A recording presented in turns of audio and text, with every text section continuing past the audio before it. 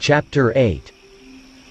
There is therefore now no condemnation to those who are in Christ Jesus, who do not walk according to the flesh, but according to the Spirit. For the law of the Spirit of life in Christ Jesus has made me free from the law of sin and death. For what the law could not do in that it was weak through the flesh, God did by sending his own Son in the likeness of sinful flesh, on account of sin. He condemned sin in the flesh, that the righteous requirement of the law might be fulfilled in us, who do not walk according to the flesh, but according to the Spirit. For those who live according to the flesh set their minds on the things of the flesh, but those who live according to the Spirit, the things of the Spirit. For to be carnally minded is death, but to be spiritually minded is life and peace. Because the carnal mind is enmity against God, for it is not subject to the law of God, nor indeed can be. So then, those who are in the flesh cannot please God.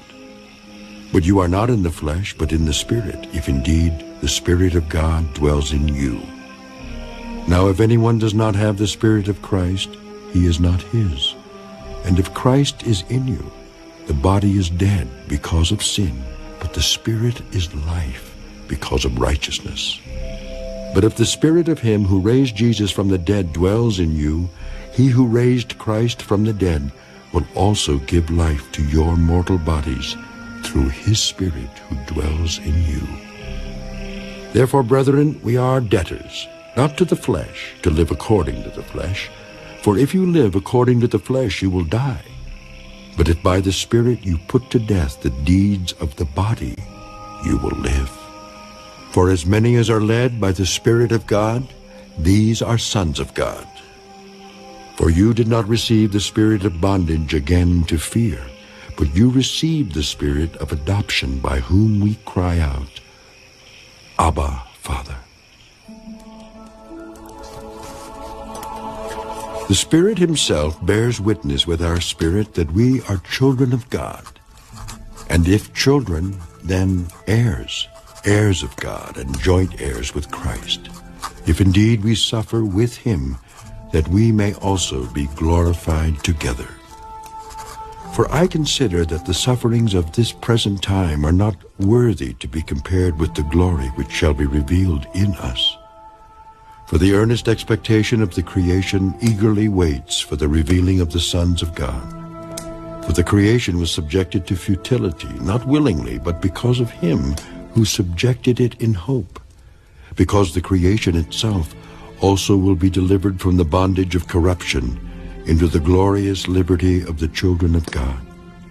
For we know that the whole creation groans and labors with birth pangs together until now. Not only that, but we also, who have the first fruits of the Spirit, even we ourselves, groan within ourselves, eagerly waiting for the adoption, the redemption of our body. For we were saved in this hope. But hope that is seen is not hope. For why does one still hope for what he sees? But if we hope for what we do not see, we eagerly wait for it with perseverance. Likewise, the Spirit also helps in our weaknesses. For we do not know what we should pray for as we ought, but the Spirit himself makes intercession for us with groanings which cannot be uttered.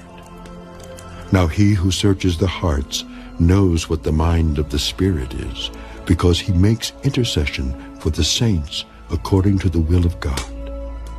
And we know that all things work together for good to those who love God, to those who are the called according to his purpose. For whom he foreknew, he also predestined to be conformed to the image of his Son, that he might be the firstborn among many brethren.